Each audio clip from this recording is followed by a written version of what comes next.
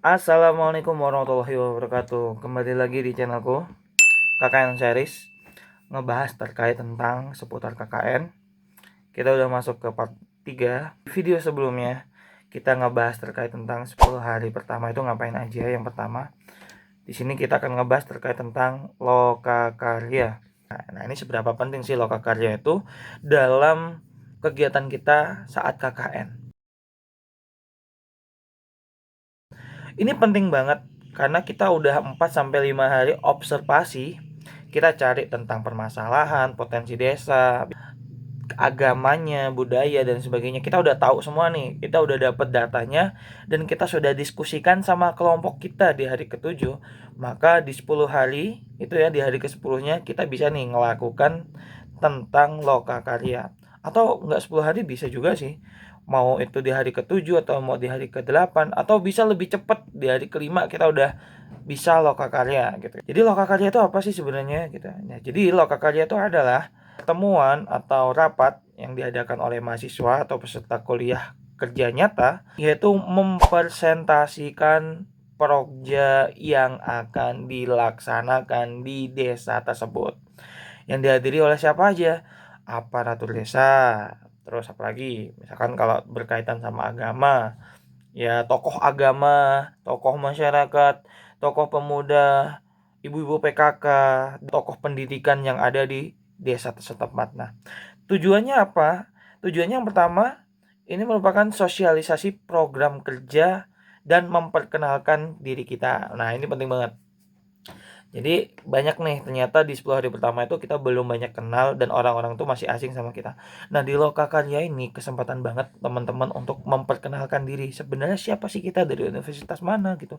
Terus membawakan program kerja apa yang relevan terkait tentang potensi-potensi desa yang ada di desa tempat teman-teman bina. Terus yang kedua, nanti setelah pemaparan ya. Jadi Lokakarya itu gunanya seperti ini. Yang pertama, kita ada pembukaan. Biasa kalau pembukaan itu ya kita memberikan sambutan, kita sambutan dari koordinator kelompok, habis itu sambutan dari kepala desa gitu, memperkenalkan kali ini loh ada mahasiswa kita yang lagi KKN dari universitas sebelah misalkan kayak gitu. Habis itu mempersilahkan gitu. Nah, lalu yang selanjutnya ada pemaparan prokja.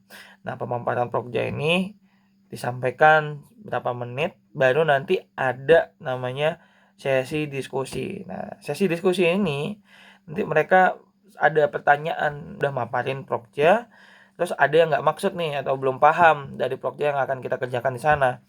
Maka mereka nanti ada namanya sesi diskusi.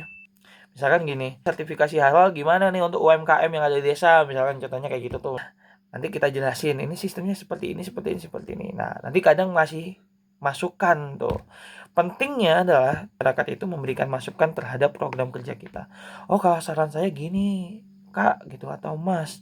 Kalau misalkan program pemuda ini bisa lebih depankan etika serta ide bisnis, misalkan contoh kayak gitu. Karena pemuda-pemuda sini belum paham nih tentang bisnis gitu. Nah, itu nanti baru ada informasi tambahan yang bisa kita diskusikan di posko gitu atau di tempat kita tinggal.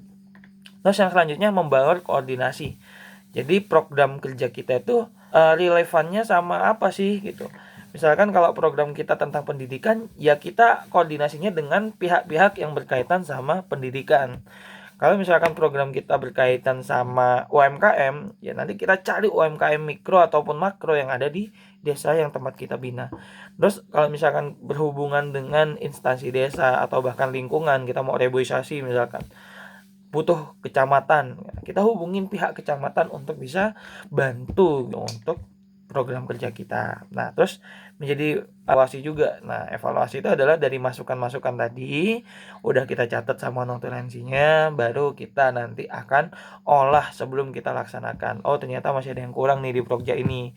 Proja ini mintanya masyarakat fokus pada ini. Nah, bisa ditambahin tuh di lokakarya. Jadi lokakarya ini apa ya, menurutku worth it banget. Teman-teman harus bisa meyakinkan kehadiran teman-teman ini, pertama sebagai perkenalan, kedua memaparkan prokja, ketiga bisa mentransformasikan hasil belajar selama perkuliahan kepada masyarakat. Insya Allah nanti disinilah kesempatan teman-teman untuk banyak belajar di Lokakarya ini sebelum nanti teman-teman terjun langsung ke desa binaan. Nah itu teman-teman, jadi seputar Lokakarya ya yang sebelumnya kita mau bahas gitu. Semoga KKN teman-teman lancar dan semoga mendapatkan hasil yang luar biasa gitu ya, untuk bisa memberikan impact dan dampak yang terbaik di desa binaan teman-teman. Itu aja teman-teman. Jangan lupa like, komen, dan subscribe akun ini. Nanti kita akan bahas lagi persiapan KKN dan juga apa aja yang perlu kita bahas seputar KKN. See you.